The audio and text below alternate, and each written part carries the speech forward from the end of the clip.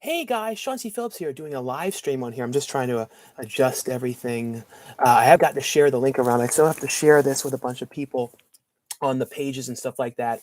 I've been streaming now. I used to use the what was it? I was using that OBS or something like that, kind of a streaming software. Now I'm doing it directly through YouTube's just webcam. It seems to work better that way. I don't think you have as many customization stuff that way. I just went live now, so there's not really anybody in here yet. So I'm going to share around the link. Hopefully everything is going. It looks like it's streaming correctly. So you guys can feel free to ask any questions you guys have. And any of you guys who are coming back and looking at this video later during the replay of it, there's a number of different ways you guys, basically the live stream on here is to talk all about the brand new film I'm going to be directing called Desert Fiends. And this one's going to be shooting in the Las Vegas area, March 26th till April 6th. So basically right now, the live stream is going to be talking a lot about the film and kind of ways you can help the project with things like going on the campaign link I put below to get a special thanks credit in the movie. There's also things like you guys can pre-order the movie on DVD or Blu-ray, and that version that you get from the DVD or Blu-ray from the campaign is only going to be available from this link, because when it comes out, it won't be the same edition. It'll only be this will be the director's edition of the film. But let me just share these links around a couple places now on Facebook. Let me see. I'll put it on Twitter, and I'll put it on. Oh, yeah, I'm just trying to make sure I don't accidentally leave the stream by mistake. So let me put this up on here. On Twitter, hey guys, chat with me live now. Put this up on here. I'm just sharing the link around, guys. I'm putting it up on a couple pages of Facebook. Let's see, put it up on here. Let's put it on the Desert Fiends group as well, so everyone will see it on there. Desert. Yeah, sorry guys, I don't know how to like pre-share the links ahead of times, so that's why we put this up on here. Come chat with me live. Putting this up on here. Oh, I can't post in groups now because I posted in too many groups, so I can't share. Even though it's my own group, I can't share my own group. I can share. That's the problem, is when you share stuff around on these pages and stuff like that. So yeah, I put up on two places. I'll put it up on Instagram too, just so people can find me there as well. Let me see. Let's see. Let me just put up the one thing on Instagram. I'll put up the such a screenshot that it's live. Let's see. YouTube. Yeah, sorry guys, I'm just sharing the link around right now. Let's see. I guess I'll share this image. Let's see. Let me just put this up. Put the other link up. Copy this. Let's see. Let me just put this up. Yeah, like listen to myself. Okay, guys, I'm just get this one posted up here. So let's see.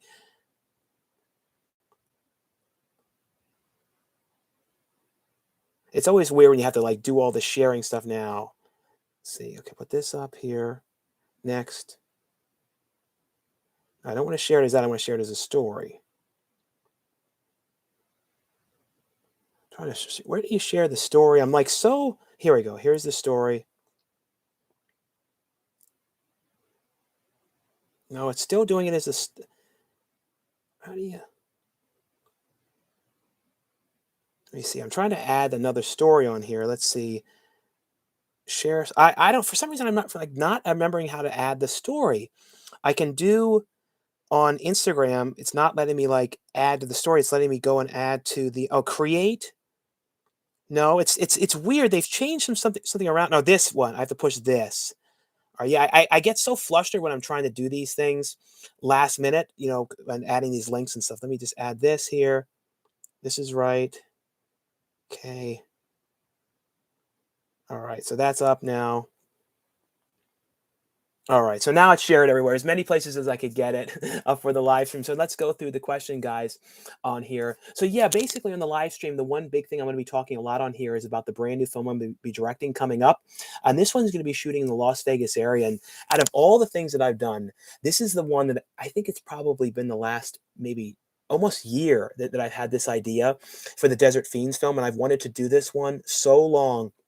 So I'm so glad to get to do this one. It's going to be incredibly gory. It's going to be basically in the style of films like The Hills Have Eyes and the Wrong Turn series of films, but it's going to have like this kind of it's hard to explain, but it's going to have a lot of twists to it that I don't think a lot of these movies have done. There's even an aspect too that I've come up on here with the movie, which I think for the concert scenes when people are getting like attacked and stuff by the mutants, that I don't know. I think it's something interesting to it that I don't think that I've seen any of these projects do. I'm trying to really do a lot of really different things this time around for the film. Let's see.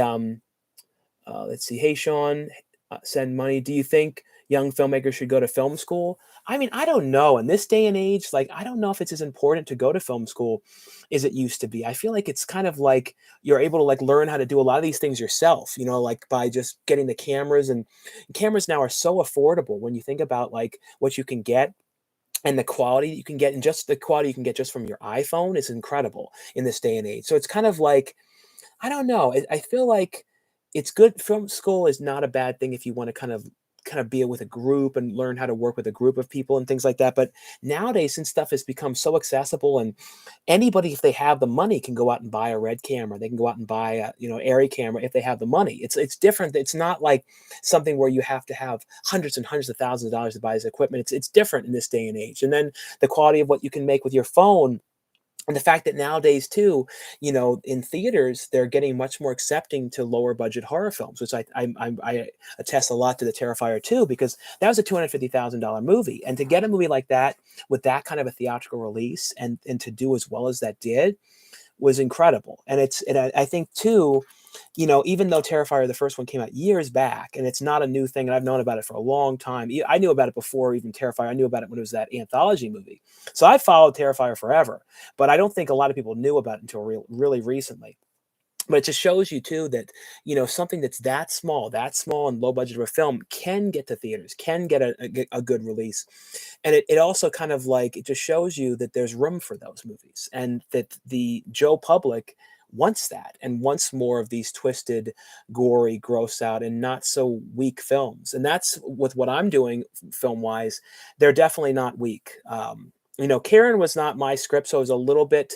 It had a mixture of my stuff in there, but I think that now I'm able to really go as far as I want with like kind of the craziness and the wacky deaths. Like this one, if any of you guys wanted to come out in person too, for this one, there's going to be so many different things like concert kill scenes with the mutants. There's like, I mean, we have so many interesting stuff. And then once I can kind of talk more about the cast on the movie too. So far, we do have Robert Lasardo locked into the film. He was from the film, the film The Mule, and he's been in tons of movies. The one movie that I always remember him from too, early on, was Short Circuit 2. That was like a really early one that he was in.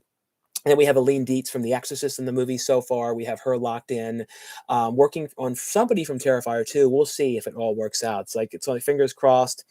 Without saying too much, somebody from Halloween. I mean, there's a lot of people. There's a lot of people that I'm working on right now. We've been sending out emails to people's agents like crazy for this one. I mean, we're going to aim as big as we can on this new film, because after the last film we had Robert Carradine in the movie from Revenge of the Nerds. So it's like you don't want to go down in any way with the name talent that you're getting. You always want to keep getting bigger and bigger stars, and we've already been really lucky with who we've gotten in the past projects too. And I'm just incredibly lucky to.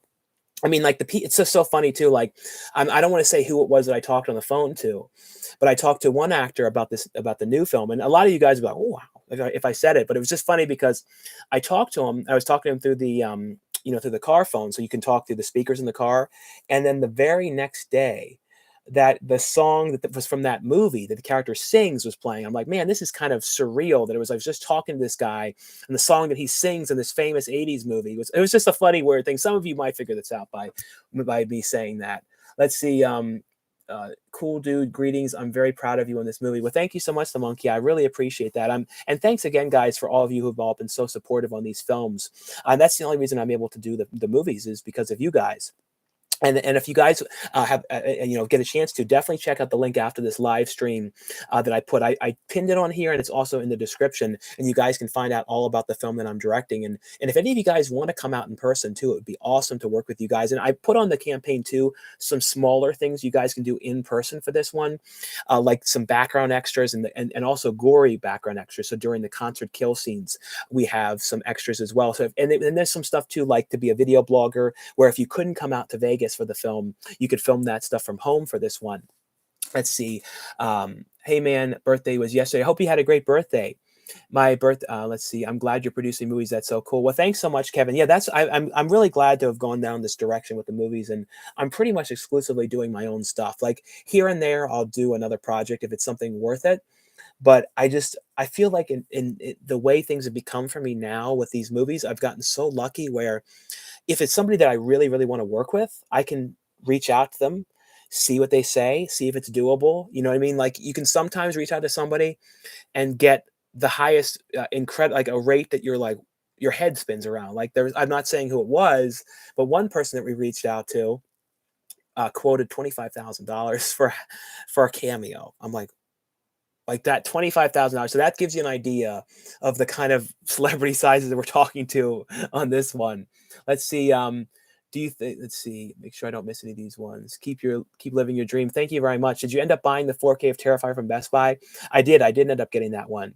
Hey Sean, how you doing? I'm doing good, Thanos. Just basically been really been doing tons of promotion for the new film that I'm directing, and sending around messages and everything to people about the new project, and trying to get lots of different people involved with this one. And guys, like I said, definitely check out the link on this one, and you guys can find out how you can help out the new film that I'm directing. And the easiest ways to help on the campaign is with a special thanks credit. And with that, guys, you guys will get your name in the film's end credits. You also would get your name in the on IMDb as well for the project. Let's see. Hey Sean, how you doing? Did you see the Evil Dead Rises trailer? I did. I thought that looked pretty good. I actually thought that looks interesting though. My dude, good to see you. Hey Sean, I was watching some old out and about videos of you and MJ. Can you tell us the whole story when Best Buy accused you and MJ of stealing Blu-rays and what happened afterwards? Yeah, so this is a long. I mean, this was probably 13 years ago, maybe even longer. But I remember it's back when I lived in Maryland, and I went to Best Buy. And I remember, like, I've always been like doing video blogs and stuff like that. So I've always had like a little silver camera in my pocket, but at least back then when I was filming. And I was always taking it out of the pocket and like filming things with it, putting it away and everything like that. And I remember in Best Buy, I remember like we went there mainly because I had to take a dump. I was kind of embarrassing to say, but that's what it was, to go to the bathroom. And I remember like MJ, he was my friend at the time, I was in Maryland. He ended up like standing outside the bathroom and kind of like, I don't know what he was doing. I don't know what he was doing. He was just standing outside of the kind of where the water fountain area is outside of the bathroom. And I remember right when we left the store, there's this weird employee, and he looked at us and he's like shaking his head like, mm-hmm. It was just this really peculiar. Then we get outside, go to the car, and I remember I think we were filming something for the vlog or something like that. And then all of a sudden, someone runs out after us with like a piece of paper and writes down our license plate. So because of the way I am, I'm like Mr. Aspie. I got to know what's going on. So I get out of the car and go inside and ask, like, what's going on? What is happening? They said, we saw you put something in your pocket. We saw you put a Blu-ray in your pocket. And I was like, what? So then we let them look through the whole car, and they were going through everything. This was not the cops. This was Best Buy. They went through everything. And then they like were even looking at my CDs. And I had like CDs in there of like Giuseppe Andrews music, which was like stuff where he would basically burn his own music. And that was the only way you could buy Giuseppe Andrews music. And he was producing it himself and burning the discs and everything. So I had a lot of it in the car. And I remember when they were looking through it, he's like, illegal discs or something like that. I'm thinking, no, they were from Giuseppe. It was really strange. And then the guy looked through there and he didn't see anything. And he's like, oh, okay. But it was this weird thing. And I remember then we like called the manager afterwards, and then they were like, well, it was just such a strange thing. And I remember that particular Best Buy in Maryland, I don't think I ever went back to it again. It was like one of those weird things. It's just like this trail by my house. I thought that I saw these things that look like wolves. And then like everyone's telling me there's no wolves in San Diego, Sean. They're not here. Well, I'm like, well, they look just like wolves. And I kept on looking at pictures online of wolves. And the things that I saw looked like two wolves. But I've been told a million times they were not wolves. So who knows? But if I'm like never seen again, guys, I was definitely eaten by wolves in those trails. But I've been basically going in the trails too more because I like to walk, but I also am doing a lot of research for these movies because I'm kind of scared of like desert areas, and because that's I actually find Hills Have Eyes very scary. So I honestly do this too, even more so right now because I'm working on the script for this movie. It puts me more in the mindset for this film. I don't know how to explain it. It's like it's you got to kind of go into the mindset. Like Pay to Die, that movie took nothing for me to go to the mindset. That movie was my life. That movie was like everything that happened to me. So that there was literally nothing for me to write that movie. You know what I mean? I was just basically writing myself as I am for that movie. And I didn't even play the main person. I had Jeff Richards playing me in the movie. It was very strange, but he's basically, when you guys see that movie Pay to Die, Jeff Richards is me. But let's see. Hey Sean, I was watching some. I talked about that one. Hey Sean, have you seen the Shudder original Deadstream? I highly recommended it. I think it's right up your alley. Deadstream. Is it brand new? I don't think I've seen that one.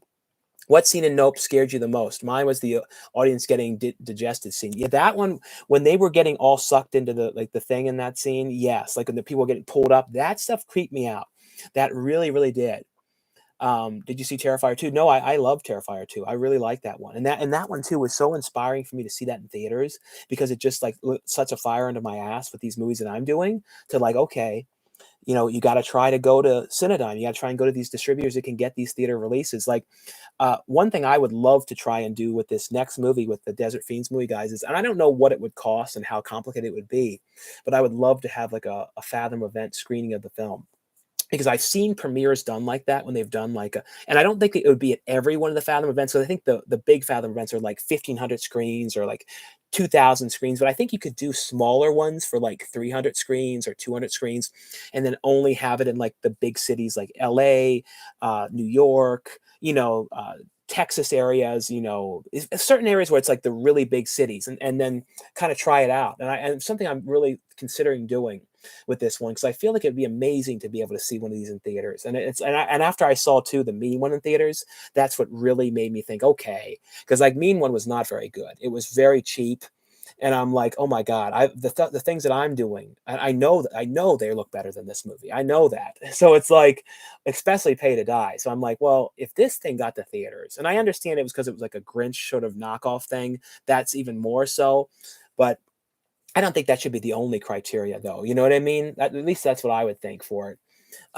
Let's see. Anybody who's just came onto the live stream now, the main thing we're going to be talking about on the live stream tonight, guys, is a lot about the brand new film I'm directing right now, and doing the crowdfunding for, Desert Fiends. So check out the link under this video, guys, and also I pinned it as well. And you guys can find out how you can help out the film. And some of the smaller ways you can help out in this one is with a special thanks credit. There's also a Blu-ray and DVD pre-order that you can only get from the campaign. And if you guys wanted to be in the movie, there's some smaller things you can do, like you'll get your video reaction in the movie. You'll see that on the campaign. You'll see get your photo in the movie, or play a video blogger as well on the movie. But any of you guys who want to come out in person, though, it's shooting March 26th till April 6th in the Las Vegas area. Let's see. Hey, Sean, it's Narwizzle. Hope you're having a good day. Hey, Movie Hell, thank you very much. Who's the actress in the trailer? Which trailer is this? Oh, that's actually the trailer, and that is all stock footage. We had to pay for all that stuff to basically put together the pitch trailer to show you guys kind of an idea what it would look like. So yeah, that was like, what did all that cost? Like close to $200 to get all the footage. So that's basically how, when you look at a lot of crowdfunding trailers, they put together a pitch trailer from stock footage that you can buy. And technically, I think any of that footage you could use in a movie as well. So like when you look at like crowdfunding trailers from like the Mahals, if you guys ever heard of they raise a ton of money on their projects, and but they build it all through, usually for the most part through stock footage for the trailer. So I don't know who the person is in that. That's just the pitch thing for the movie. Let's see. Clint Howard would be great. Well, Clint Howard, I have contacted him so many times. I mean, I've sent him messages, I've sent him audio messages. I mean, nonstop, and he reads them. Sometimes I've gotten him to get back. It's kind of the same as Butch Patrick. Butch Patrick is another person that I've wanted to get so bad in the movies, and I've messaged again and again and again and again, and it was just like. And every time I felt like it was about to happen, then something would go on, and it didn't. So hopefully at some point I can get Butch Patrick in the movies. And he's somebody that I would like to get because my dad is a huge fan of the Munsters. So it's one of those kind of things that I kind of would like to get for that one. Let's see. Really miss your movie review parodies like it. Yeah, I might do some of that stuff again, but I say just like I'm just doing so much now with these films now that it's like I don't even know if I could go back to doing things that if they look too cheap anymore because Amityville Karen was very low budget. It was very, very low budget. It was me doing everything myself, and it was still a fun movie, even though it was very low budget. I will admit that. But I don't know if I can go back to doing anything too cheap looking now because of the quality of what I'm trying to go for with these films. Because like everything I'm doing now, I want to make sure they can come out all over the world and they're not something that, because like I don't want to make things that are just like, oh, I'm going to make this movie and dump it on DVD myself and that's it for it. No, it's like I want to make stuff that people can see that can have legs to the film and can kind of go and have screenings of it and and things like that. Just not like I'm making like Shark versus Monster Man Part 6 and just dumping it to DVD. You know what I mean? Like I don't want to do those kind of movies. Let's see. What's your most anticipated movie of 2023? I would say probably the Ari Aster's new movie, the director of Midsummer. That trailer looked amazing. Let's see. Your voice message. Got your Instagram voice message. Oh, hey Ryan, I'm glad you got the message I sent you on there. And thank you so much though for donating to the film. Good job on everything Big Dad. Really miss. Do you think that writing a film is harder than directing, vice versa? I think writing is a little bit harder for me just because of how dyslexic I am. And but the thing I'm so lucky about is that my brother is writing with me. So he's really good at writing, at spelling and grammar and all this stuff that I'm not. So I'm really lucky that he's able to help me with these. So we wrote the last film together and we're going to be writing everything for this film as well. But what I do is I write out a really detailed outline. That's kind of how I work. And then from there, I kind of go and build the whole script. But yeah, that's kind of how we've been doing it. Um, but I know when it comes to directing, though, directing isn't really hard for me. That's not what I don't find hard. I think that the most difficult thing for me is the crowdfunding aspect of it. I think that's the whole thing is just kind of reaching out to people and all of that type of stuff because the thing is like that's the only way to make the movies because at least because I'm not making like a small tiny little thing because I'm like 38 almost 38 years old. I gotta do better stuff, you know what I mean? I gotta because like to me I see this as really my future, so I'm like I don't want to screw it up and I want to do the best I can with everything, so I just want to make sure the quality is as good as I can get everything. Let's see. Amityville Karen is free to watch on Tubi. Yeah, but I don't want to talk about that comment there. Let's see. What was the worst movie you saw in 2022? I don't know the worst movie. Let's see. Any update on Amityville Bigfoot or Shark House? I know Amityville Bigfoot is finished. It's with the distributor, and I believe they have everything done with it. I know they have to show it to the distributor who's going to be basically I made it for one distributor and then it might go to a secondary distributor, which is the larger release for it, which might happen for Bigfoot because that's what happened with Amityville Shark House. I made that initially for SRS Cinema, but then they delivering it to a huge studio. And I just cannot wait till that's announced about that movie. Like all I can say is LG. You know what I mean? Let's see. Let's see. Really, let's see. Make sure I don't miss anything. How do you respond to people saying your films aren't good and they don't make sense? Well, if anybody does, well, remember, I didn't write Amityville Karen. That's not my script. All I did was I basically was between you and me, between you all of you guys, Amityville Karen was not exactly a movie that I totally wanted to make. I had to make it. I basically, in order for Amityville Shark House to go to LG, the big distributor, in order for that to happen, I agreed to do two other movies, Shark House. I'm sorry, Bigfoot and Karen, and I didn't know what they were going to be. I basically just said I'll do two other films for the distributor if they do this, and that's kind of how those came to be. So I kind of didn't have a whole lot of say in things. I just basically was told the ideas but I do feel really, really good. I felt amazingly good about Shark House, but incredibly like Bigfoot is my movie fully. It's basically totally the kind of movie that I'm making now. It's my style, everything like that. So I'm really, really happy about that one. But Pay to Die though is really but this one specifically is going to be all of my things. And who knows if we can, who we're going to end up getting, with the big names for this one because there's been so many people we've been talking to, and that's the thing too. That's why I always push everything with the crowdfunding because in the end of what it ends up costing to make the movies is usually close to $100,000. So I have to really, push as much as I can to make the movies because everything is really expensive because people don't even realize that like some celebrities a day can be thousands upon thousands of dollars, and locations can be I mean, $2,000 a day. They can be $1,000 a day. That everything. And you have to remember too. Every person that's there, the crew members, the camera person, the sound person, the assistant camera person, the AD, all of that are all getting paid a specific rate too. So it's like I remember on the first movie, I was like, wow, my God, this is like a $15,000 day or something like that. Because I was in my head doing the math of like what it costs for the actress, for the thing, for this. I was like, whoa, you know what I mean? So that's like what can happen is like some of these days can be so expensive on these movies.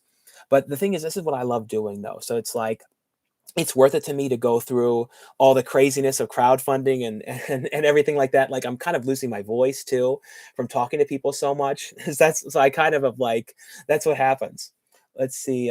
But I don't really worry about reviews because it's like I'm doing what I enjoy making, and the thing is, like I said, that wasn't my script. So if anything, with the content of it, people didn't really like. I just did the best I could with what I had to work with on that one. But the other ones I'm invested more so because they're my stories.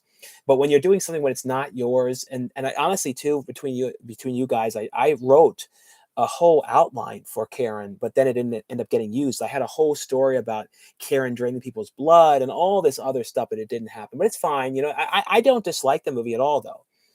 Let's see. There's a lot of you guys have really liked Karen, and I really appreciate the kind words about it. So, I mean, even though it wasn't all my story, I still am really happy with it, though. Let's see. I see this year you have 7 films coming out with 6 of them in post-production. At least from coming out anytime soon, you're not allowed to say. It's all different for these ones. So Karen's already out. Shark House. I know Shark House and Bigfoot will definitely be this year. I will see if Pay to Die can come out this year. This year, hopefully. The problem too is once a movie's done, a distributor can sit on it for who knows how long. And that's one of the biggest pains too. And that's sort of what I think is going on with Scream Bloody Murder is that Tubi is just sitting on it, and I don't know why. Let's see. I'm are suspecting it could be because of the new Scream, which if I see like if they put it up on there when Scream comes out, that's a possibility when the new one comes out, maybe. We'll see. I'm like thinking that might happen. But when it does come out, guys, you're not going to hear me talk about it though. But you guys, if you guys want to watch it, you can. But I won't be promoting it though. Let's see. Hey man, love your videos, and I want to be a movie reviewer. Do you have any advice on how to get sponsored by companies to get review copies?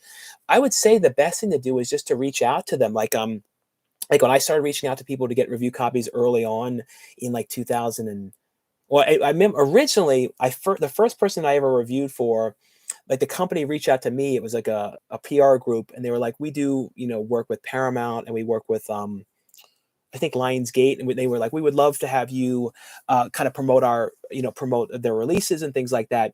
So they came to me originally, and then from there, I think I reviewed for a little bit, like in 2007, maybe into 2009 or 10, and then when I moved, then I kind of stopped doing review copies, and then I waited like a year or two, and then started reaching out to people. But mainly, I pretty much mainly when it came to getting them was just going and messaging like on like Warner Brothers. I would just search contract and the contact information. That was pretty much how I ended up doing it. Let's see. Did you hear about Elephant Boy passing away? I did. That was really sad. You should try to cast Clint Howard. I'm going to keep trying. He's somebody I'm trying. I think what it probably will do is I'm not going to go the Facebook route. Sometimes when you can talk to people through Facebook, you can get better rates if you don't go through their agents, and it's a little bit different. And certain people I would never go through their agents because I know them so well now that I'm like, well, why would I go through that? You know what I mean? Because when you go through agents too, you have to pay like certain agent fees, and then sometimes they can go and like mess with like the deals that you already worked out. And it's like, oh, and that's the biggest pain, especially if like an actor or actress wants to do the movie and then the agent like says no and stuff like that too. Let's see. Hey man, love your videos. I want to I talked about that one. Excited for the new film, pre-ordering the Blu-ray. Oh, thanks so much, Thomas. Yeah, any of you guys who are checking out the live stream now, definitely check out the link on here, and you guys can go and pre-order the movie Desert Fiends, that I'm going to be directing. This is going to be shooting March 26th till April 6th for this one. But there's also on the campaign, guys, a number of other ways you can help the movie. You can get a special thanks credit on the project. And with that one, you guys would get a credit on IMDb as well as the film's end credits. There's also an early Blu-ray and DVD pre-order you can get on the project as well. Let's see.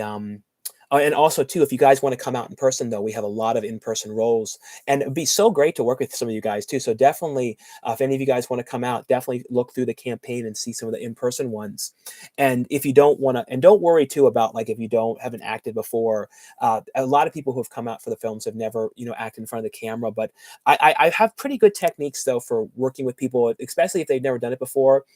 Really, you just have to be yourself. That's what I've discovered, like, for me as an actor, 90% of the time, what I'm doing is just playing myself, and I think that's why a lot of times people say, "Oh, wow, that was really good the way you did that." It's just because I'm really just playing me, and I think that's the key. As long as I'm me and I can play 1 or 2 other weird characters, like, when you guys see Amityville Shark House, you'll tell me if I can or cannot play other characters or not, because that's the first time I really played something really different, and I felt like it made me sort of crazy too, because it was just that character was just so dark and so intense and made me so sick. It was just like, "Oh my god."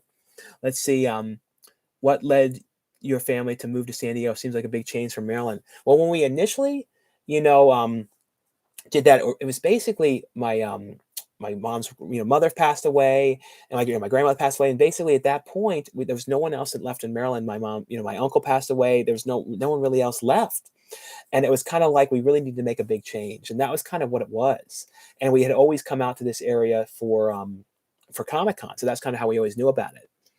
To all the noobs, his name is Chauncey Billups. Did you did you see why Way Culture recognized Amityville Karen in their latest video? Way culture? What is way culture? Let me see what this means. WHAYCLUTURE. Way culture. And scenes. So where is this way culture? So is it on? It's called way culture. Let me see. So it said, did you see? Can you send me the link to where this thing is? The way culture. I wonder what they said about it. Dark movies, but yeah, let me know what they said. Anytime people are talking about the movies, I'm always interested. I'm sure Amityville Karen would probably be the most watched thing I've ever make in my whole life. My luck. Let's see. Um, Let me see. Is there a place where we can find your movies? Well, right now, the one that's out that you can get is Amityville Karen, and if you want to watch that one for free, you can watch it on Tubi. It's also for free on Vudu, and then you can order the DVD on Amazon.com. Let's see. When will you make more videos with Brendan since you guys are friends again? I don't know. I don't see Brendan very much. I'd like to have Brendan be in this new movie, but I just don't know if it's doable for him because it's in Vegas. I think like the only way he could probably do it is if he did like a road trip with like OGP or something like that. I don't think Fluffy Game would come because he posted like a weird thing under the one thing for Karen saying the worst thing I've ever seen or something like that. So I'm like, I don't know if he'd want. I don't think Fluffy would probably want to be in the movie if he doesn't like him. Let's see. Um, um, do you think you will make a movie for David Sterling? I don't know, Cody. The problem is like I'd rather somebody, if they want me to do something like that, would just come to me and say, "Here you go. Here's $30,000 to make the movie." You know what I mean? Like I'd rather like have it just kind of be ready to go and not because I don't want to have to do like crowdfunding for something if it's not really like fully my project. Yeah, I don't see why would I do that. You know what I mean? I would rather because like I see these these films in a weird way as like I don't know how to explain it. It's almost like a weird baby creation or something. It's like I'm really protective of them, especially going forward with them, especially this Desert Fiends movie. It's so specific these ideas that I have, and I think it's original, even though it has the similarness to Hills Have Eyes and Wrong Turn with weirdos out in the middle of the desert and weird creatures out there. It's very different because what's happening, I don't think has been done, at least that I can think of. I've been like racking my brain for some of these things that I've been thinking of in the movie, and especially one of the kill scenes. And I'm like, I always try to think like, did I see this in something else? Is this idea coming from something? Because like, for example, like when you listen to like someone like Quentin Tarantino who watches a lot of really obscure weirdo movies, he like I watch a lot of the same weird stuff he does. You can sometimes see where he's getting inspiration from. And it's like I'm thinking like for this one, I of course got the inspiration from Hills Have Eyes. I got a little bit of inspiration for this one from the movie Grizzly 2.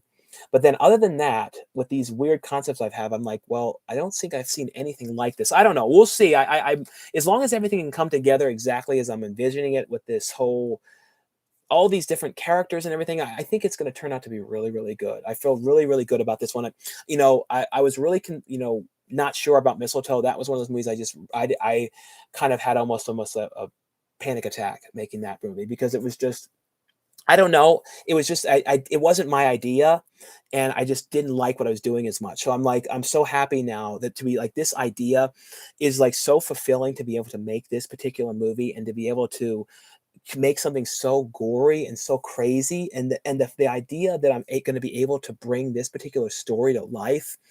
You guys don't even know it. This particular movie, it's just so out there that it's like I don't. It's I'm telling you guys, you are gonna really be surprised with some of the stuff that we're writing for this and some of the concepts we have. Like that's why I'm promoting it more than ever, and that's why too, guys. Definitely, if you guys check out, are watching this video now, feel free to check out the link whenever you get a chance. And like I said, the campaign's gonna be going for like I think it's 38 more days, I believe, on this one. But feel free, guys, to pre-order the Blu-ray. I'll get a special thanks credit. All of that is going to help this film come to life, especially if you want to do anything larger like associate producers or anything like that. Anything that gets us closer to the goal of what we did on the last film is going to be good, because that's about what this budget of this movie is going to end up being by the end of it. Because I just know I just know the cleanup fee, there's going to probably be thousands in the cleanup fee because of the blood, especially for the concert stuff. Like I'm dreading what the bills are going to be for some of this stuff, and some I just because we're looking into getting like a blood cannon and all these insane things, and one of the crazy deaths too. I figured too. Like I know no one will want to do one of these deaths because it's just so crazy. I'm gonna make myself do one of them. So like I will be dying really crazy because I haven't died in these movies I've done. What's not sort of a spoiler, but I usually end up living. This one I'm not going to. Let's see. Do you have Texas Chainsaw Massacre 2 4K release? I do have that one. Really love that movie. And that's the thing too, is this Desert Fiends movie is going to have a little bit of the Texas Chainsaw Massacre 2 feel to this one. Shout out from San Diego. Hey, Chris. Yeah, I'm in San Diego as well. Let's see. What's a movie that you saw when you were a kid or an adult that made you want to start writing movies? What movie? I would say Matinee. Matinee is definitely one of those ones. That and Ed Wood. Ed Wood to me, like that, I feel very much. I know that's not nice to say about myself, but I feel very much like Ed Wood. I do. I'm not wearing like women's underpants and stuff, but I just feel very much like him as a person. I think Ed Wood was on the autism spectrum as well. I do, because he just the way he was, and I admittedly talk about that more now because I definitely have a lot of Aspie things, and that's what makes me so obsessive with things, and that's why I'm obsessed with DVDs, and I think that's why I'm able to do some of these things that people probably wouldn't do. Like I'm able to, just do a lot of mundane type things more so than other people. Let's see. Um, Laughing, you keep MJ on that pedestal. Yes. Hey, cool dude, a long time subscriber here. Thanks so much for subscribing and for following for a long time. So you're going so far. You're producing a blockbuster movie in no time. You definitely deserve it. I would love to come and act in one of your movies sometime. Well, thanks so much, Kevin. Yeah, let me know. Look over the campaign too. It'd be awesome to have you out for for this one if you were interested. Thank you so much for the advice. I really appreciate it, and wanted to say you have a really rad horror movie collection. Well, thank you so much, HM Productions. Um, what culture on YouTube? What does that mean? Oh, what culture on YouTube? So yeah, what culture on YouTube? What dumbest villains? So what video was it, guys? So yeah, so apparently they talked about Karen in it. So what video was it? I see like villains. I see dumbest villains in TV. Maybe it says in TV show, so it wouldn't be that one. 10 movies that got dark real fast. Yeah, what video was it? Maybe I should search Karen in like on their thing and see if I can find it that way. Karen, I don't know, guys. Somebody send me this what culture video that's talking about Amityville Karen, because I don't know. I know I've seen a lot of people making videos about Karen though. I have about the Amityville Karen. I have seen that. Um, let's see. Just want to say, watch the Hindu movie on Netflix, RRR, and what are your thoughts on it? I haven't seen that one. Sorry, it was What Culture A-list YouTube channel. What culture? Yeah, let's send me the link to that one. I really want to see that one. Um, Carl Weathers from the Madeline from Dinosaur. Were you able to get a badge for San Diego Comic Con this year? I don't know. I have the press pass, and I hopefully it's able to be renewed without a problem. I don't think it's gonna be any issue for me to get them. I we luckily enough, we know some people there too, and I know I can email them directly if there's a problem, and I don't think they're gonna deny me because honestly, I think I'm probably the one of the number one people for Comic-Con for doing like a overview of the convention because every time you look it up, I mean, I've been so lucky for some reason. I'm like the go-to person at Comic-Con for doing tour videos. I think everybody it would go have ask me meltdowns if I didn't do a Comic-Con tour video. You know what I mean? Like I think even Comic-Con would say, "Where was the tour video? What were you doing?" Because they usually get like 150,000 views and stuff for those videos. So I don't know why everybody always watches those tour videos. If only they would watch everything else I do, but that's the one they always want to watch is my tour videos. So I don't think I would have any problem getting one for that. Let's see. Do you think Desert Fiends will be the best film you directed so far? I think so. I really do with the concepts and the ideas and everything. I feel really good about this one. Like yeah, really strong. Like, and I felt really good about Pay to Die as well too. I think that that one is a little different. That's much more comedy mixed in there. This one's going to have a lot of comedy, but it's also when it comes to the mutant stuff and the mutant killing scenes, they're going to be played very serious. So it's going to be kind of like that the kind of contradiction where it goes from like kind of comedic and then deadly serious as well. Let's see. Let me just check one thing here to make sure that link's working. Yeah, so that's working. Let's see. Um, do you think Desert to talk about that? What kind of budget for a movie would match your creative ambitions? For this particular movie, hopefully we can get, around what we did on the last film. The last one was you know, we ended up getting, I think, like 92,000. So hopefully for this one, it can get to at least 80 to 90 on the campaign by the end of it. I think that by the time we're ready to shoot and stuff, I think we'll be okay. And if we didn't, if by chance it didn't get to that, and we needed to do things a bit cheaper, there's ways around it for this one. But I just don't want to do a lot of budget cuts on the gore. That the gore is very important, and I already have some specific celebrities that like I really, really, really we need to have in this movie for the to really ensure really good sales, and the one actress would be really good. So I really, really want to work with her, too. Let's see. Um, hey Sean, thanks for being an inspiration. Well, thank you very much. Is Lauren in Desert Fiends? No, she's not going to be in this one. If you could make a sequel reboot on any film you want, what would it be? If I could reboot anything, well, I think to me, it would be fun to make a remake of Peanut Butter Solution. I think that'd be pretty cool. I also thought I even had this weird thing. I was like, I want to kind of inquire about how much it would cost to get the rights to the script for Summer Camp Nightmare to remake that movie because I really like that film, and I thought that movie could get remade but be a little bit more modernized now, a little bit more intense, much more of an R-rated movie. I don't know. I felt like that would be an interesting movie. Um, Body Double was great. But I wouldn't want to remake Body Double though. Hey everybody, good morning. My name is Timmy, and I'm new to your channel. Well, thanks so much, Timmy, for checking out the channel and subscribing. Will Desert Fiends use practical effects? Yes, it's going to be all practical effects on this one. I mean, I think there's going to be probably some level of like digital if we have to like add to, kind of add to a scene or kind of accentuate something with more blood. But for the most part, it's going to be all, practical effects. That's the plan for this one, especially for the mutants. We're not going to do like, we wouldn't have the money for it anyway, but we're not going to do like something that you saw in the Last Man on Earth type thing, with Will Smith, where it was like, I Am Legend, where it was like fully digital creatures. Let's see. Nice to see. Hope you're doing well. Have you seen Skinamark yet? I don't know what that is.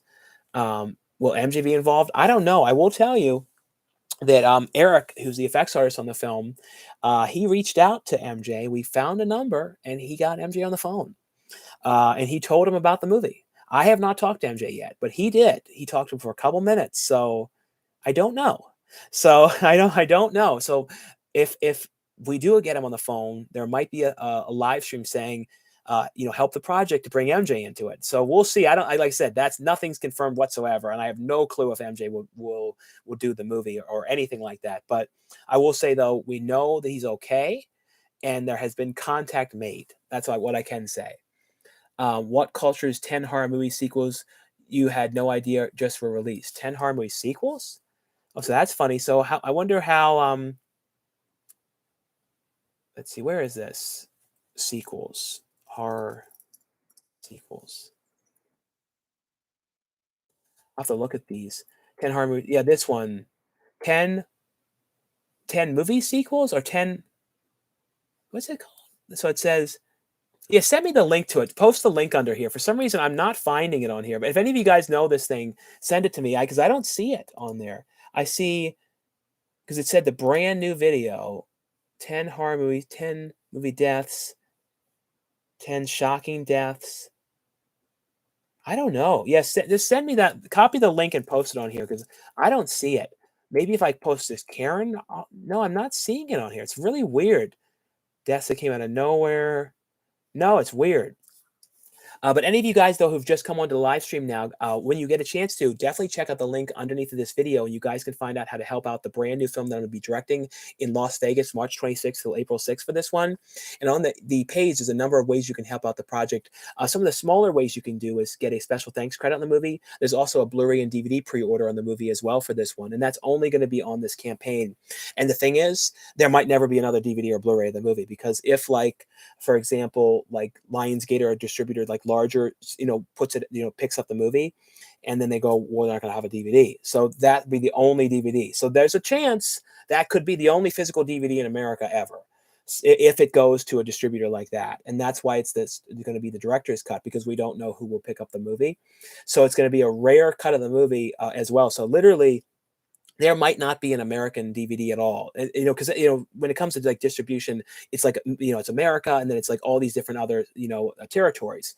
So basically, if like a U.S. distributor doesn't want to do it though, because they switched to more digital stuff, because a lot of them are like that, especially if it goes to like Screenbox or one of those bigger distributors, hopefully they'll continue with the DVD. I'm going to fight for a DVD, but we never know though. So that's why I said on this campaign, I wanted to for sure have a Blu-ray because I want to make sure there's physical copies in America for this one.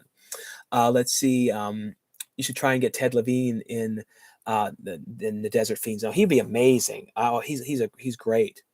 Let's see. During your older videos, you praised the 80s for being better time, but now with how times are, do you think the 2008, 2019 were better times in retrospective?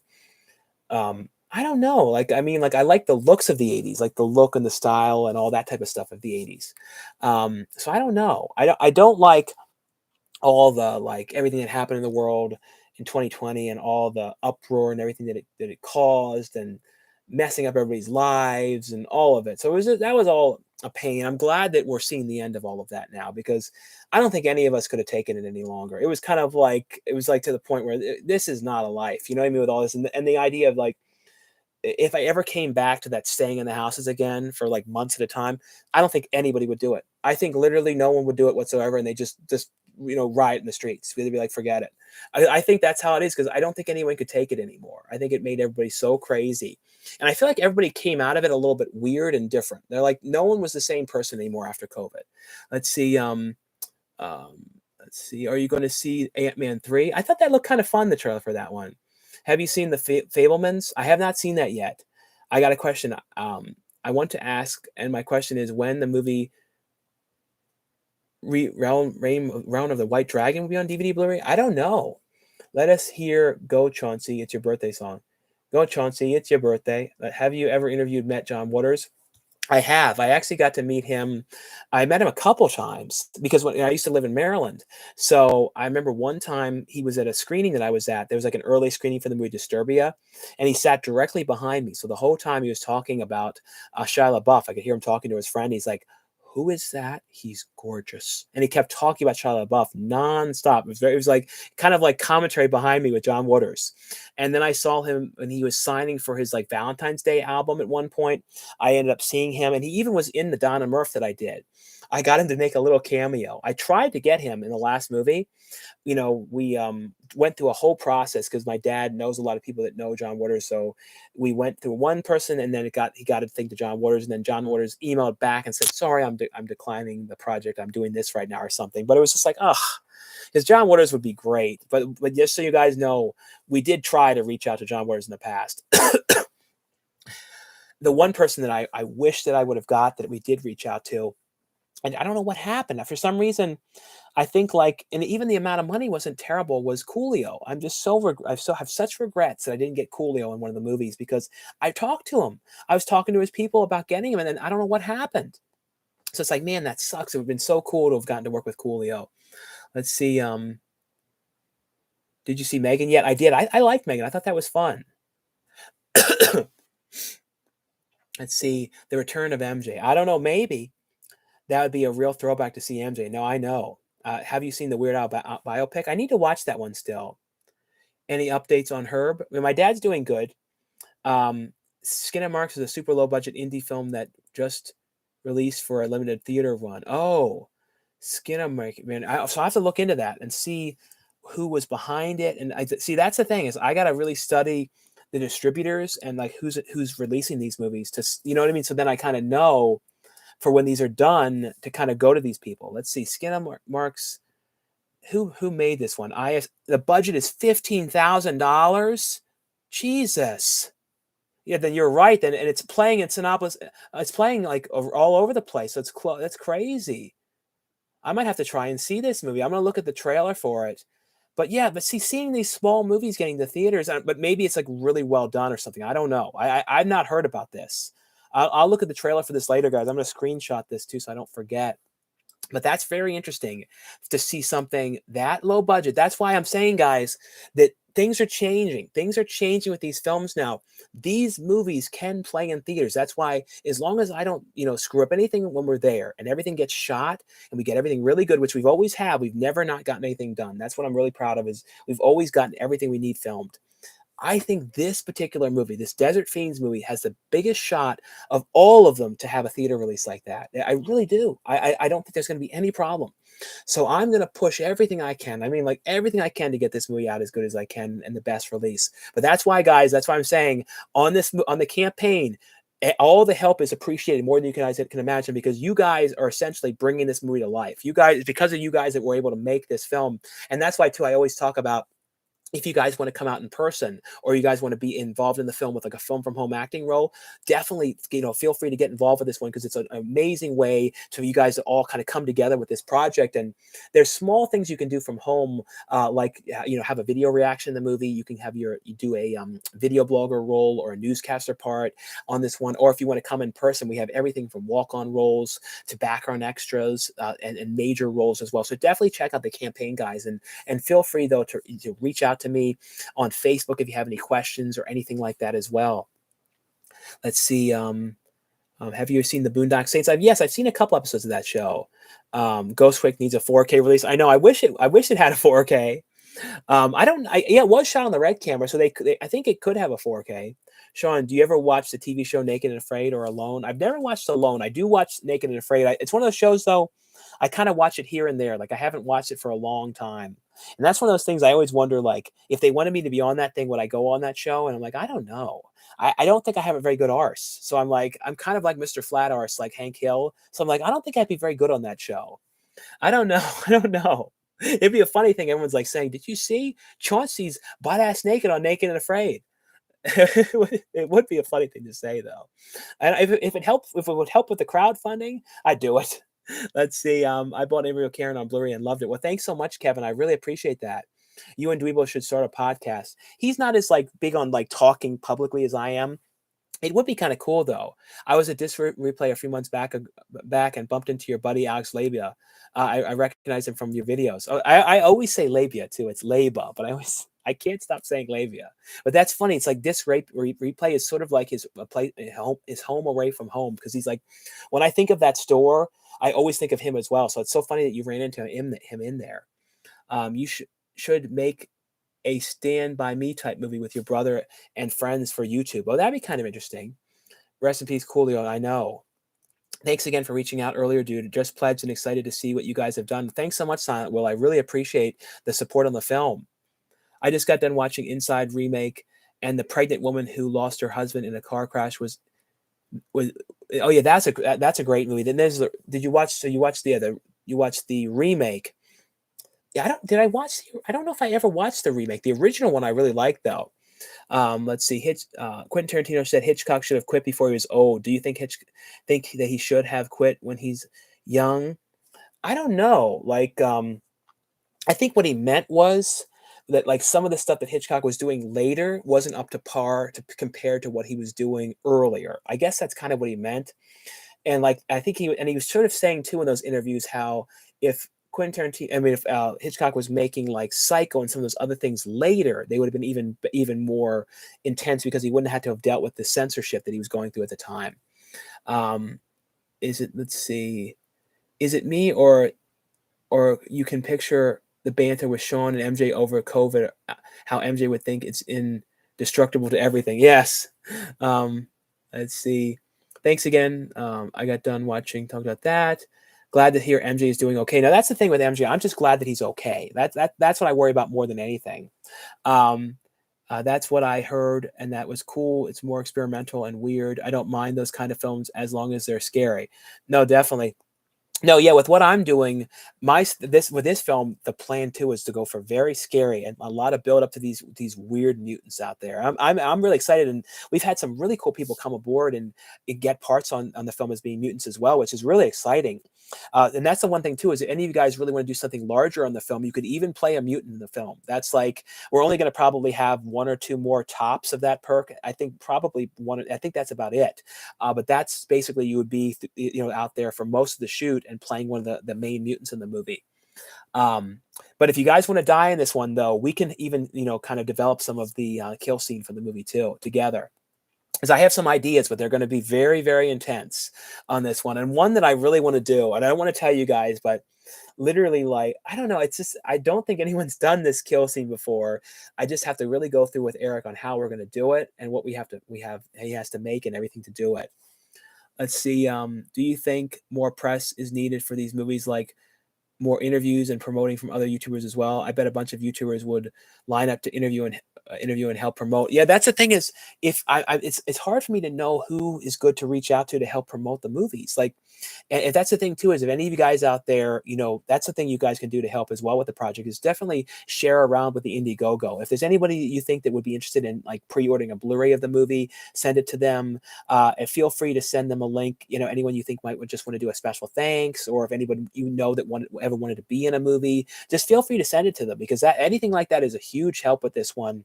But like I said too, with this one, definitely, if you guys would like to get the movie on Blu-ray, definitely pre-order the DVD or Blu-ray from the campaign because, like I said, you never know when it comes to U.S. distribution who's going to pick it up, and then if they don't do a DVD or Blu-ray and it ends up going like to Tubi as an original, and they buy it as a Tubi original release, then there won't be a Blu-ray probably because the only Tubi original that came to Blu-ray was that one shark movie, so you don't know. I don't know. We'll see what happens. That's the thing. So if it goes to something like that, we might not have it. So that's why I was like, I'm definitely going to have a Blu-ray and DVD perk on this movie for sure, and have it be the uncut version because you never know. The distributor might say this movie's too gory. We have to take this out. But the good thing is with these Blu-rays that I'm going to have, it's going to be the original cut. And so that's the thing that's exciting is I know for sure that you guys are going to be able to see that edition of the movie.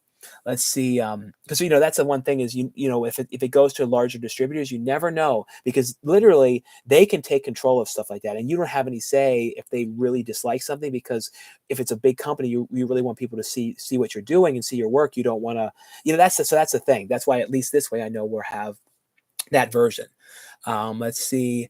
Do you think I talked about that? Will you see Super Mario Brothers in April? I don't know. For some reason, I don't know about you guys. Like, I'm not excited about that Super Mario Brothers movie. And I know people don't like it. I know it's got some negative, views, and people like always talk bad about the live action Super Mario Brothers movie. But to me, that's a favorite childhood movie of mine. Like, I've always loved that movie. I've watched that movie so many times throughout the years. So to me, I really like that one a lot. So I don't feel like I'm just not that excited about this one because of that. What's up, Sean? Any plans for a 100K special, like when I get to 100,000 subscribers? Well, whenever I do finally get to that, like that, I really, really hope, to get to that point, soon. And that's the hope. But when I do get to that point, I'm definitely going to do something video wise. So believe me, guys, there'll definitely be something that I'll do, when that happens. Let's see. Have you watched the VHS 1999 yet? Love the 90s. I don't think I've seen that. Oh no, V says 99. Yeah, I did see that one. I'm looking forward to seeing your new Scream movie, even though I haven't catch up on the other sequels. Forward to see the new seeing the new Scream movie. Do you do actors like Tom Sizemore and Eric Roberts make a lot of money each year?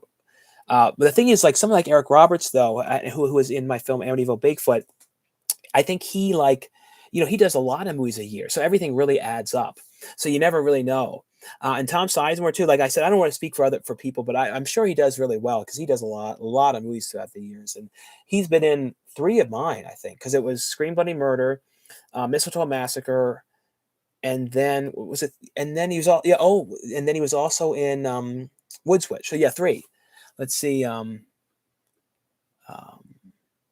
his best one for like the best screen time though is Mistletoe Massacre because he's probably going to be in that movie for a total of I don't know like 40 minutes or something. A lot of screen time. Hey Sean, when's the last day to contribute on the campaign? I think the last day is February 19th for this one, I believe. I think it's February 19th and ends. Let's see. Hey Sean, when is will you ever make a soundtrack to your films?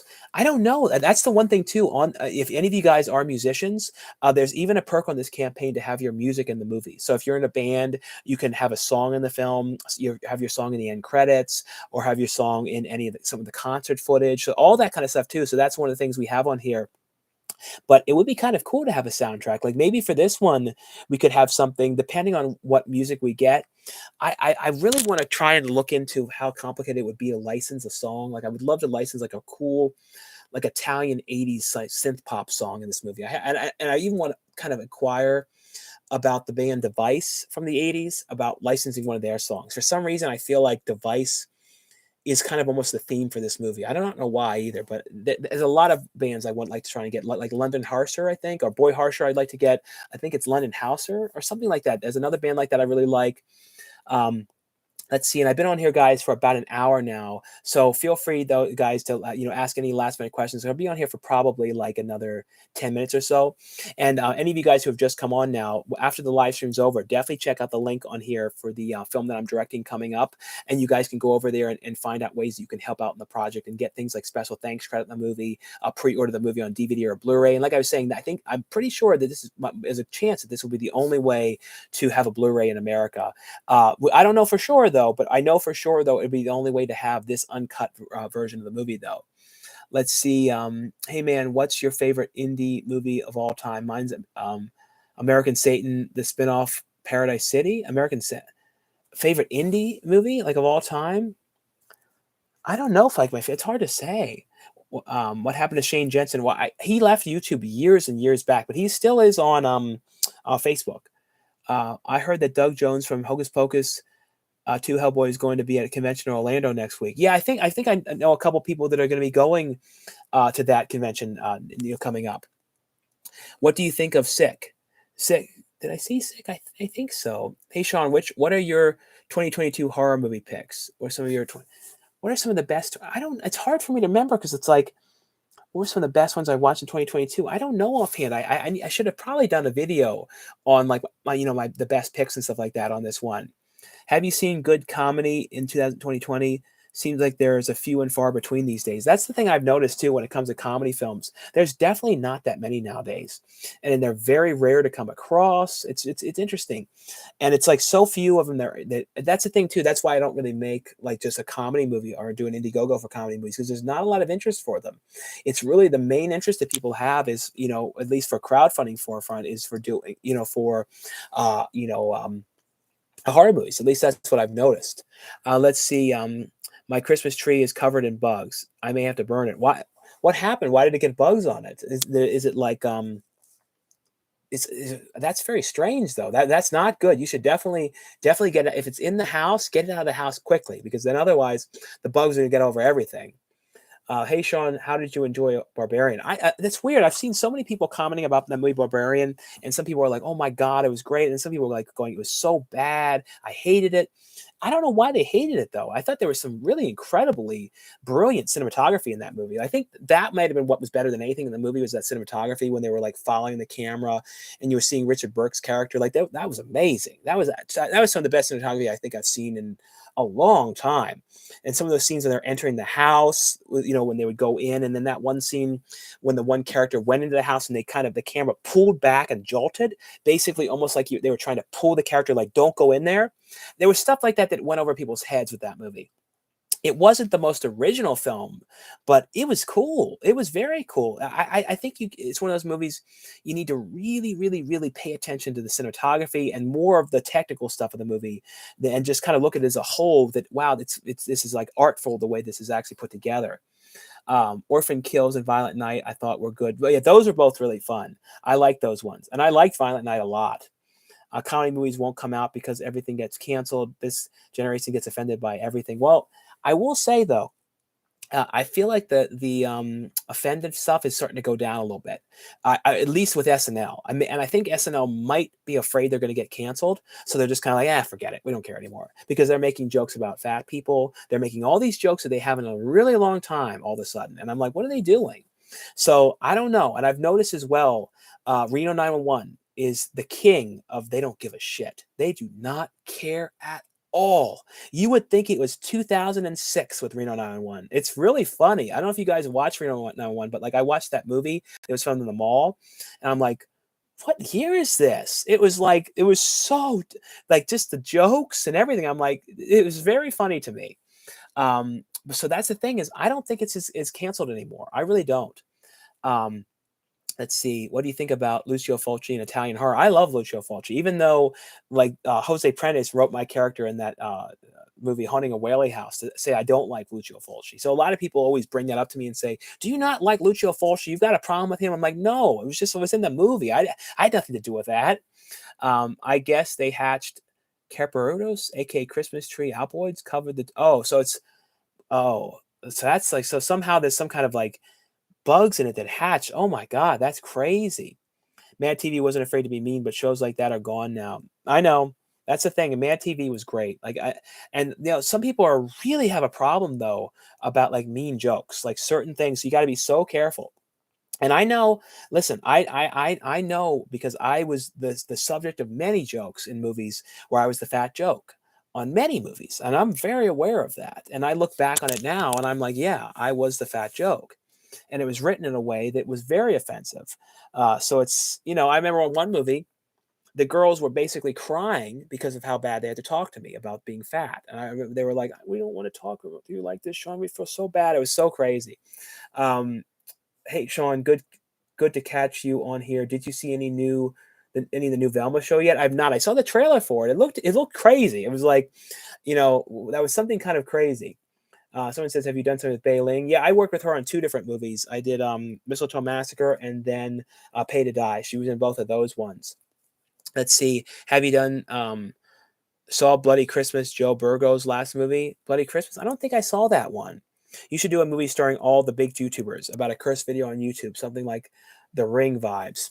I mean, like, if I just don't know. I mean, I could probably get one of these bigger YouTubers to be in these films if they wanted to act and everything like that. But I'm so out of the loop with big YouTubers now. I don't even know. Like so many of them, I have no clue who's like big now or anything like that. In my brain, it's still all these people that I've been watching or have known of forever, like Colleen the Ballinger. And I know there's way bigger people than her now, but it's like I'm so stuck in the past of who I know. You know what I mean? You should do a movie starting off. Talk about that one. Have you seen Rain Brown lately? I think Rain Brown is actually with somebody that I know. I think she's I believe I saw that she's dating him, I believe. So I think she's doing fine. Have you watched Copenhagen Cowboy? No, I have not seen that one. And any of you guys who have just come on the live stream now too, and also when the live stream is over, guys, definitely check out the link that underneath this video, guys, and you can find out how to help out the film that I'm directing, Desert Fiends. And this film definitely needs help, guys. So there's a lot of ways you can help with things like special thanks credit, producer level credits, and the other things you guys can get is the early Blu-ray and DVD pre-order on the movie as well. Are you comfortable? Are you at a comfort level with your directing where you be comfortable directing television or commercials? I think so. I think TV, I could definitely do like if it was like a sitcom type thing. I know I haven't done a sitcom the way they shoot that live, but I would like to try something like that, especially like a TV show. When I was talking like Reno 911 too, that'd be like a dream. If they said, "Oh, Sean, we'd like you to direct one episode of Reno 911," I'd be like, "Oh my god!" Like that would be amazing because it's totally my kind of humor and everything, and that's why as these movies go on, my goal is to try to get most of the main people from Reno 911 in these films throughout the years. That's definitely something I really, really want to do. As these movies get bigger, and that's I'm putting it out there. These movies will get bigger. I'm not gonna go fall backward or anything like that. When these movies go, go for keep going and getting bigger, I want to try and get a lot of people from Reno 911. I like most. I was talking to my brother about that today, and I was like, I like everybody on that show. They're all funny. They all would understand these films. They all can do improv. So that whole cast is basically everybody in that show is like a dream cast to get, for at least for me. Are you going to see that Last of Us TV series? I might look at that. Ken Dominic, yeah, Ken Dominic. I've seen his stuff before, and I think he knows who I am too because I know I've talked to him. Tomorrow. Would you ever get Paul Rubens to act in one of your films? He would be really cool to get. I just feel like he'd be so expensive and it'd be like probably be like next to impossible. But if I could get him, he would definitely be like one of the top people like of all time to get.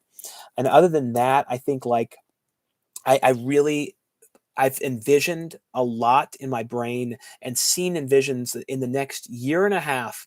I'll be doing one of these movies and Bella Thorne would be in it. That's the goal. Like, so I don't know why I'm telling you guys this, but that's my ultimate goal is to direct a film with Bella Thorne. And I don't know if it's going to work out for the next movie, after this one, but hopefully in the next like year and a half, that's what I want to do. So that's the goal is to have a movie where she's the star of it. So we'll see. I have a couple things that could work. I have a movie which relates to Squishmallows, which I think would work, and I have a movie that my dad has a lot of concept ideas for, which relates to skateboarding, which I think she could work for as well. So there's a lot of ideas and things in the future. Like I said, I don't see any plan of stopping because I feel like if I wasn't doing these films, I don't know what else I'd be doing. I really don't. But that's why, guys, I need your support, though. That's why I'm always talking about it in my videos and in the live stream, doing the live streams and talking about it in my Tuesday videos and sharing it around all of online, because that's how these movies come together. Is the only way to do them is with the crowdfunding. At least right now, that's the only way I know how to make them. Until I get to the point where someone comes to me and says, "Here you go, Sean. Here's $100,000 or here's $50,000 to make the movie," but I've not been lucky to have that point, yet. I mean, who knows? That I'm hoping that that's where things go. But for now, I really have a great time with the crowdfunding aspect of this, though, because the thing that's so cool to me is being able to work with a lot of you guys. Because a lot of you guys have been, contributing to the films and coming out in person, and then in general too, just getting to work with people that really want to be in a film. I really like that aspect because I remember too when I got in the first movie I ever acted in, which was Banshee. I can't tell you guys how excited I was when that happened. Like when that happened to me, and then when I went and did the Bigfoot movie, I couldn't stop thinking about that. Like to me, right after I did that, I saw the Sasquatch movie, I couldn't stop thinking about what do I have to do to get on another set? How do I get on another film set? And when I think about if this crowdfunding aspect of like being able to get a part to be in a movie was happening then when I did I saw the Sasquatch, I know I would have been getting stuff a lot because I love this aspect of things, and the idea too of being able to, especially being able to pick kind of what you want to do is crazy. I like that aspect too. So that's why too I'm always talking about it on these live streams and on my videos, is because you guys are what makes these movies happen, and without you guys there is no movies. So I really appreciate everything, and you guys are what really lit a fire under my ass too in many ways to do a lot of what I've been doing. Let's see. Let's see here. I love your movie is Ghost Shark and Dead Ant. Love your movies. Oh yeah, those are ones that I acted in. Um, let's see. There's one actor from Dead Ant though. I'll see about how much they are. We can see if we can get them in this movie. Well, we already acquired about one person, but they were very expensive. Let's see. Terrifier 2 was definitely one of the best of 2022. I agree. Bella Thorne American Horror Stories episode from this year was really good. She's a good actress, and I think that gets too much hate as an actress. I agree. I really do. And I think she is a really good actress. I saw her in that one movie when she was lost out in the desert. I thought she was really good. And Bella Thorne in a crazy slasher horror film, I think it would be really good. I think people would like it. And I think too, it's one of those times where I could probably do what a lot of people do on projects is, and hopefully I can get after this movie. I hope I can learn how people do stuff, because I know the big technique a lot of filmmakers do is they attach a big celebrity. Like that's why Bruce Willis was in so many movies and a lot of those little indie movies that he was doing. Basically, the way those would work was they go, "Oh, I got to contact Bruce Willis, and I basically can get a loan or somebody that will front $1 million right now to have Bruce Willis locked down. Okay, I got this loan. I've locked down Bruce Willis. Bruce Willis is going to be in this movie no matter what. No matter what, he's going to do this." So then from that point, you take the script and you go to one of these foreign distributors and they pre-buy the movie for like $1 million. So that's how and why there were so many Bruce Willis movies. I don't think that what I'm doing would really work for that kind of thing because I'm not making action movies. I don't think I'm going to plan to make an action movies unless it's like something like a Bruce Willis, like a, like a Die Hard kind of Bruce Willis type movie, or that one movie in the mall. I'm not that excited about that kind of thing though. But that's how a lot of people do it when as projects get larger and people kind of, do more and more movies. That's what you see people starting to do. I don't know if that will ever work for what I'm doing. Who you never know. Let's see. I love the fact that you started your acting career with MJ. No, that's it's crazy to think is that we started, but then together with the videos and everything. That's why it'd be great to have him back again sometime. I love, hey Sean, did you enjoy Nope? It'd be funny if I said Nope, but no, I really did enjoy Nope. I like that movie a lot. Did you like the movie Summer Camp Nightmare? Yeah, that's a great movie. Are there any scenes, acting or directing that have been taken like 50 takes to take? Are there any scenes, acting or directing that have taken a lot of takes? Well, for me, when it comes to a lot of takes, I think I had a lot of problems on um, Ghostquake, or Haunted Heights. It goes by two different titles. I had a lot of problems on that one, only doing the green screen stuff. For some reason, I think because of the way my brain works, I have a hard time envisioning that I'm not on a green screen, and it's difficult for me. So I was having a lot of problems for the green screen scenes, and I felt uncomfortable doing that. So I don't like a lot of green screen. I think maybe now I'd be better at it, but like then it was just weird, and I think I was even more uncomfortable because I had like MC Gainey watching me when I was doing my scene when I was getting killed in Ghostquake, and it was uncomfortable because like I was so intimidated by him because like to me when I think of like really great character actors, I would always think of him, especially in the movie Breakdown, and like his character. I kept on like thinking of him when he had the belt around his neck, and Kurt Russell's character was like choking him. I don't know. But the thing that was so crazy was after I did it, he came over to me and said, "That was amazing, Sean. I've never heard been screaming like that in my life." And I was like, "Oh shit!" So like, it's kind of funny. I was so nervous, but then like for him to say that was crazy. Summer Camp Nightmare definitely needs a remake. No, I know. I definitely agree. Bella Thorne was actually in a slasher. No, she has done some stuff. But this one, the one if I had her in the skateboard one isn't really a slasher one, but it's interesting. My dad had a really good idea for it, and then I've been thinking about it a lot. Hey bud, what's your thoughts on Megan? I liked Megan. I wish it was rated R though. I wish they were able to leave it still be the uncut version, but I still did really like it. I love the song for Donna Murphy intro. No, the guy that did that I think it was Matt something, he did a great job on that song. Hey, Sean, did you hear that they are making a documentary about the 1980 film Midnight Madness with Michael J. Fox? They are? On Midnight Madness? That's like a really weird one. You never would expect that. You brought me to Bad Ronald Respect, bro. Well, thanks so much. I love that movie. That movie would be amazing to remake too. I always thought too, if it was made years back, it could have been Jesse Eisenberg playing Ronald. What do you think about Scream 6? I don't know. We'll see how that one is. I mean, the trailer looked interesting, though. I didn't like the last one that much, though. What do you think about Scream? I would donate $1,000 if Gabe is in it and all that. Well, you could fund Gabe to come out. Are you surprised? Are you surprised at Avatar's success given the 13-year gap? I know it definitely is really fast. I mean, for that to come out that quick. I mean, sorry, not fast. I mean, it's definitely one of the largest gaps in a while to make as much money as it did. Because I think that a lot of people were worried, like, is it going to make the money back? But then it's done amazing. It's actually profitable. So I guess we're going to see many, many more of those movies in the futures. Yes, it's going to be called The Great All-Nighter, made by the people who did the Clue doc. Oh, that's cool. I had a dream to be a movie actor. Well, you can get a perk on the campaign if you wanted to come out, though, for this one. I agree with the remake idea with Jesse Eisenberg. And you know what's funny about Jesse Eisenberg is, and I know this is crazy, but I swear the one day when I was walking this trail by my house, there was a guy walking in there, and it was really strange. I was like looking, And from far, he was kind of coming my direction, and I was thinking to myself, this is like a real Jesse Eisenberg kind of guy.